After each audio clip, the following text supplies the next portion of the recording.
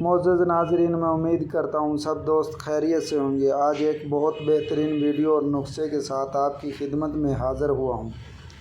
یہ نسخہ ان لوگوں کے لیے ہے جن کی عمر زیادہ ہونے کی وجہ سے کمزوری ہو گئی ہے اور دل ابھی تک ان کا جوان ہے۔ لوگ بولتے ہیں جوانی پھر نہیں آنی، میں بولتا ہوں یہ نسخہ کھا لیں، خود کو جوان بنا لیں، ایک بار ضرور آزمائیں، انشاءاللہ آپ ہمیں یاد کریں گے۔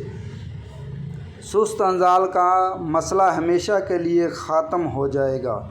اگر ہم بات کریں سست انزال کی، سست انزال کسے کہتے ہیں؟ ٹائمنگ کی کمی کو سست انزال کہتے ہیں، اور اس کے علاوہ مکوئبہ ممساک اور شہوت انتشار کی کمی کے لیے یہ ایک لاجواب تحفے سے کم نہیں ہے۔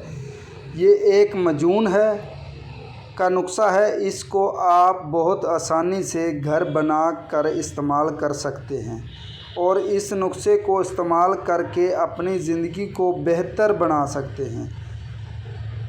ویڈیو کی طرف جانے سے پہلے آپ سب کو میری گزارش ہے، ویڈیو کو مکمل دیکھیں، بار بار سکپ مت کریں اور اس طرح کی ویڈیو کے لیے ہمارے چینل RQ دیسی ہیلتھ کو سبسکرائب کریں اور بیل آئیکن ضرور پریس کریں تاکہ ہر آنے والی نئی پرانی ویڈیو آپ کو آسانی سے مل سکے۔ اب ہم چلتے ہیں اپنے نسخے کی طرف، اور نسخے کی طرف جانے سے پہلے ایک بات کا خاص خیال رکھیں، دوائی کا اصل ہونا ضروری ہے۔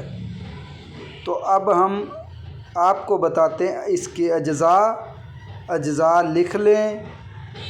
چھوارا 1 پاؤ، سنگھاڑا خشک 1 پاؤ، گوند ککر برا شدہ آدھا پاؤ، مغز بادام 100 گرام، مغز فندق 100 گرام، لونگ 25 گرام، جعفل 25 گرام، جلوتری 25 گرام، مغز پنیبا دانہ 50 gram, گوکھرو 25 gram, اکرکرا 25 gram, Nagar موتھا 25 gram اور کشتہ کلی 12 گرام، اور اس میں حسب ضرورت شہد ملائیں، چھوٹا شہد۔ یہ دوائی آپ کو کسی بھی قریبی پنسار اسٹور کی دکان سے بآسانی سے مل جائے گی۔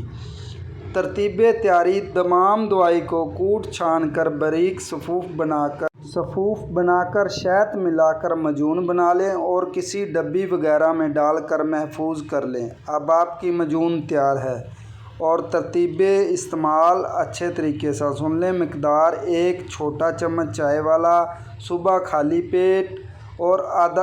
پیٹ آدھا کلو دودھ کے ساتھ، شام کو کھانا کھانے کے 2 سے 3 گھنٹے بعد استعمال کریں۔